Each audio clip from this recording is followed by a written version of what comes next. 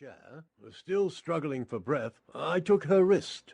Her pulse was dangerously high. We helped her off with a bonnet, cloak, and gloves, and Holmes pressed a glass of brandy into her hand to steady her. "There's no time," she cried, pushing it aside, her frantic eyes darting from one of us to the other. "My lamb is gone. First my boy, and now she. I might lose them both in the space of a fortnight. Which of you is Mr. Holmes? You must help me to find them."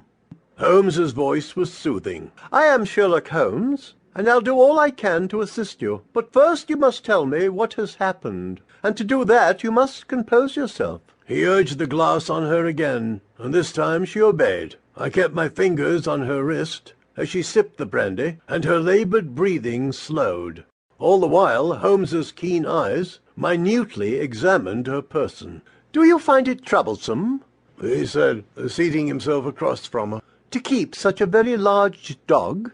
She started so violently that the glass nearly fell from her hand. "But how on earth do you know about Robbie? No one could have told you about me. No one knew I was coming here. I rushed from the house without telling a soul." "And you ran all the way. But surely a cab would have been better. St. John's Wood is no very great distance, but on such a night as this it is far indeed." "That is true," she said, "and I would have run twice the distance if need be. But there were no cabs to be had for love nor money, and I had to get here fast." She stopped, staring, as his words sunk in. "How do you know where I live?" "There is a smudge upon your right shoulder. The neatness of your attire otherwise tells me that you did indeed rush from your house, or else you would have seen it and brushed it away. By its shape I can determine that it was made by a dog, and by its size and location on your shoulder I conclude that the dog that placed it there is very large, possibly a mastiff or a wolfhound.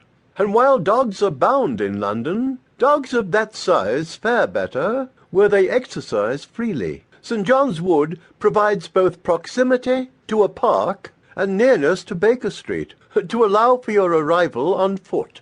There you see," he said, smiling at the dawning comprehension on her face. "It's my business to see things that other people do not. Why else have you come to me?" "And thank heaven for your vision, Mr. Holmes, for I am as helpless now as my lamb, who has been blind since she was a child. And now she's disappeared, not 2 weeks after her brother, and I'm almost dead with fear for both of them. I'm not a rich woman, Mr. Holmes, but I will give you everything I own if you can find them for me and bring him home safe." "You say your boy has been missing for 2 weeks. How long has the girl been gone?" "She walked out this afternoon just after tea to post some letters for me and take Robbie for a turn in the park. She never returned, and the dog came back without her, not an hour ago, whimpering and scratching at the door, and I left straightway to come here." "She went for a walk in this fog?" I exclaimed. The woman turned startled, as if she'd forgotten my presence. "She hates being shut indoors, Mr. She answered. "This is Dr. Watson," Holmes said, "who has often assisted me in my cases." Our guest nodded. "She's out in all weathers. She always has been since the time she was a child. Then what's a fog, no matter how deep, to a lass that's blind? Robbie is her eyes and her protector, and she never sets out of the house without him." She turned back to Holmes with a look of anguish. "I'm near out of my mind, Mr. Holmes. I should have come to you sooner, when my Gregory didn't come home. How could this have happened? Who would want to harm them? Why would anyone want to harm them?"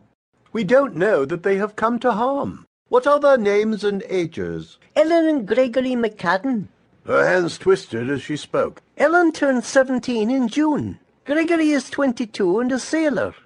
Holmes leaned back in his chair, his long legs extended, his steepled fingers touching his chin. "And your name?" She blinked, then suddenly realizing that she had not yet introduced herself. "Oh, you must forgive me, gentlemen. I am greatly afflicted right now, and my manners are not what they should be. My name is Hilda Blakely." "These are not your children, then?" "Nay, they're my sisters. But Maggie lived only a week after being delivered of my lamb, and Gregory was but 5 years old when his mother died.